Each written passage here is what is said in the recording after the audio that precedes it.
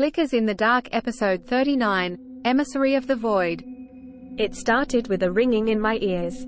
Not the kind you experience after a loud concert, but a more ethereal hum, distant yet invasive. Every time I tried to concentrate on something, the hum would morph into whispers. Unintelligible, incoherent, like murmurs from the edge of a dream. For a while, I dismissed it. Maybe I had tinnitus or something. A visit to the doctor, however, confirmed my hearing was perfect. Even better than average, she'd said. But the whispers grew louder and more intrusive. Then, one night, as I lay on my bed, the whispers became clear. Julia, Julia, Julia. Over and over, my name echoed in a chorus of alien voices. In the veil between wakefulness and sleep, I saw them, humanoid entities. They were pale, devoid of any features except for two expansive, milky white eyes, which seemed to stretch to infinity. They hovered around me, their elongated fingers brushing against my skin. I felt weightless, suspended in a void. What do you want? I managed to think. We come bearing visions, they whispered, their voices in eerie symphony. You must see, Julia. I found myself staring at Earth from a distance. The planet, our beautiful blue orb, was on fire. Continents charred, oceans evaporated, and nuclear mushroom clouds dotted the horizon. The atmosphere was a cocktail of smoke and radioactive fallout.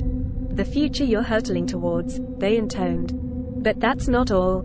The scene shifted. I was now inside a massive spaceship, surrounded by countless humans. They weren't alive, though. Their bodies were in stasis, preserved in chambers, expressions forever frozen in terror. A museum of humanity's end. Why are you showing me this? I gasped. To warn, they echoed. The path you tread leads to annihilation. But you, Julia, can be an emissary. A voice of change. I awoke with a start, sweat soaking my sheets. But even in the light of day, their words resonated with dread clarity.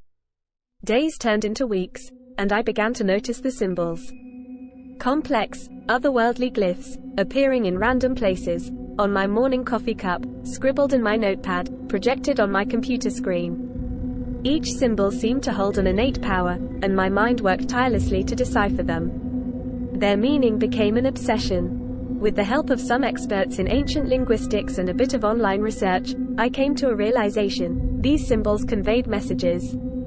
They were pleas, cries for help, and most importantly, instructions. The alien beings were communicating through me, and as the symbols became more frequent, I began to understand the depth of their warning. The symbols weren't just about the impending doom, they provided a way to change our fate. I turned to social media, sharing my experiences and the decoded messages. Surprisingly, I wasn't alone. Others had received similar visions, and together, we formed a group, a coalition dedicated to heeding the alien warning. Awareness grew. People began taking small actions, trying to reduce their carbon footprint, advocating for peace, and emphasizing sustainable growth.